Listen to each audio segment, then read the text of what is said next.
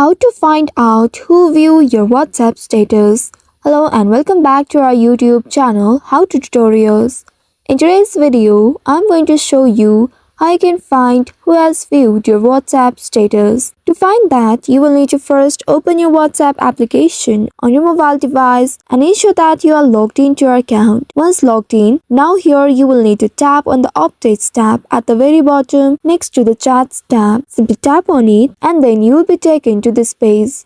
Here at the top, you will be able to see the status section. Now from here, you will need to simply tap on your own status update, and once you open it, here you will be able to see the number of views. Simply tap on this number and here at the bottom of your status, tap on this eye icon. Once you tap on it, at the bottom, you will be able to see the person or the list of contacts who has viewed your status. If they have liked your status, you'll be able to see the heart icon on their profile picture. So this is how you can find out who has viewed your WhatsApp status. I hope this tutorial was helpful.